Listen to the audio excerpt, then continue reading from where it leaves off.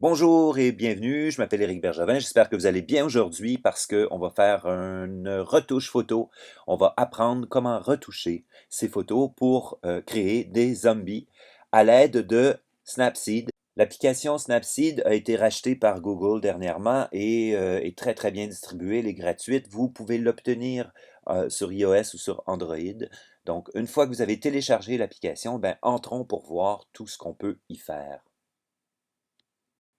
Bon, maintenant qu'on a Snapseed, on va pouvoir commencer et je vais vous donner tout de suite le secret. Pour pouvoir faire une bonne retouche photo, il faut commencer par préparer bien son image. Donc, rendez-vous dans votre banque photo. Si vous avez un Apple, c'est chez Photo.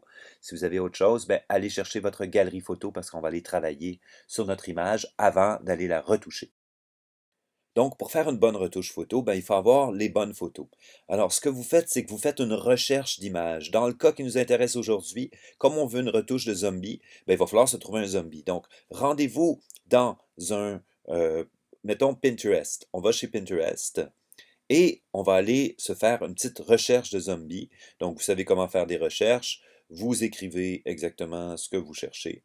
Et si j'écris zombie ici, je vais avoir plein d'images de zombies. Donc, une fois que je trouve une image de zombie qui m'intéresse, je vais pouvoir l'ouvrir et la télécharger.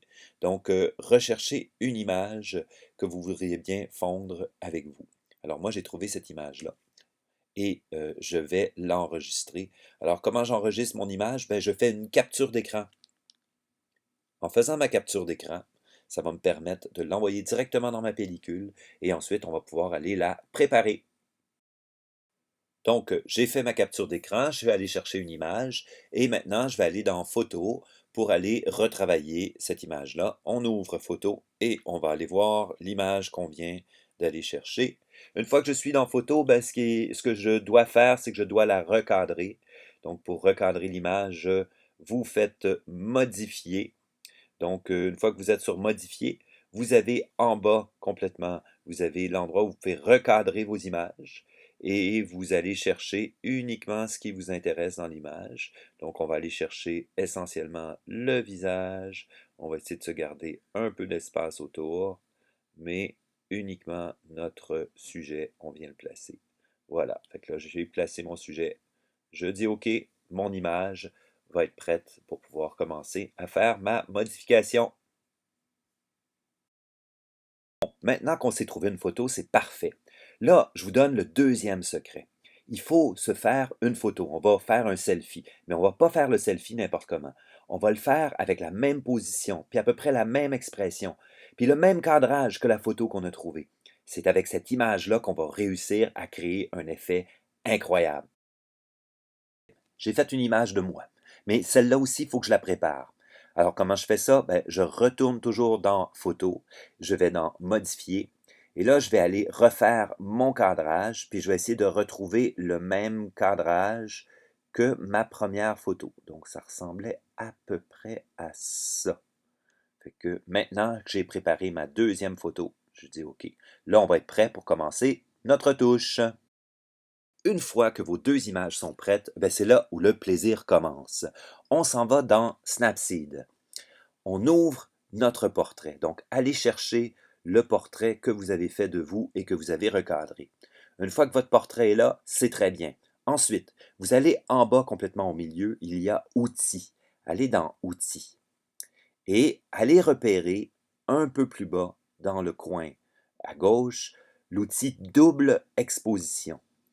Dans double exposition, ça va vous permettre d'ouvrir une deuxième image. Et là, vous avez un petit plus avec un carré juste à côté du X, toujours un petit peu à gauche.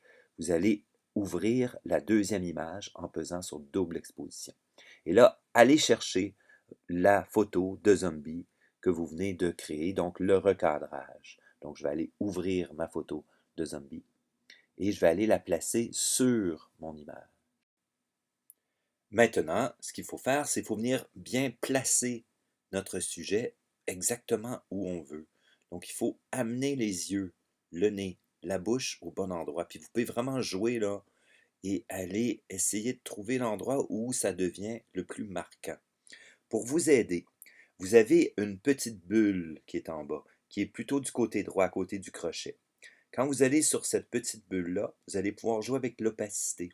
Donc, vous pouvez rendre votre première photo ou votre photo à vous. Fait que quand vous venez jouer avec ça, il y a comme un moment où ça se fond exactement au bon endroit.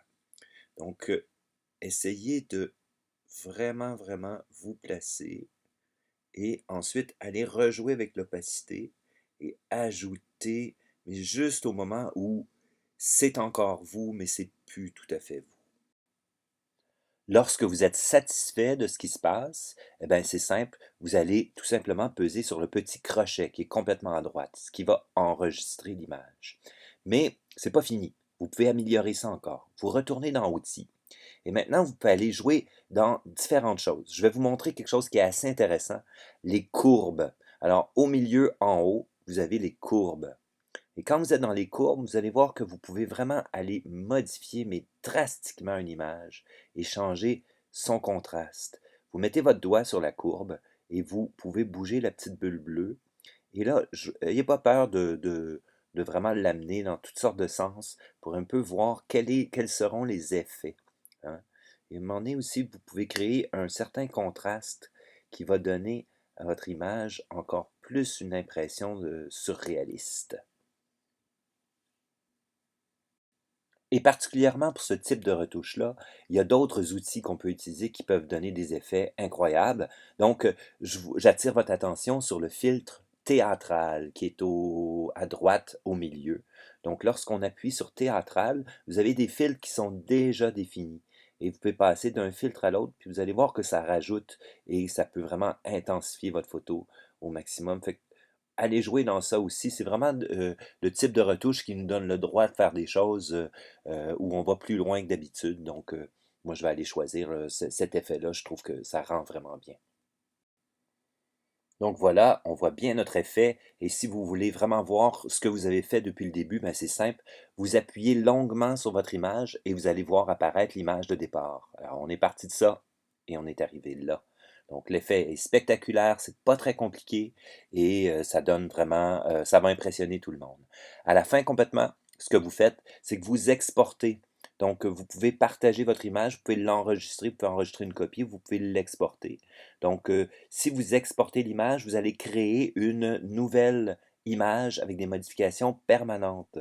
Donc, c'est une bonne manière d'enregistrer complètement sa photo puis de la couler dans le ciment pour être sûr qu'elle existe toujours. Sinon, vous pouvez choisir de l'enregistrer avec des couches, avec tout ce que vous avez fait comme modification. Donc, mon image, maintenant qu'elle est exportée, eh bien, si je retourne dans mes photos, eh bien, je vais retrouver mon image qui est exportée et que j'ai modifiée. Donc, elle est là. Voici l'image qui reste juste à mettre sur Facebook ou à partager avec mes amis. Alors, amusez-vous bien.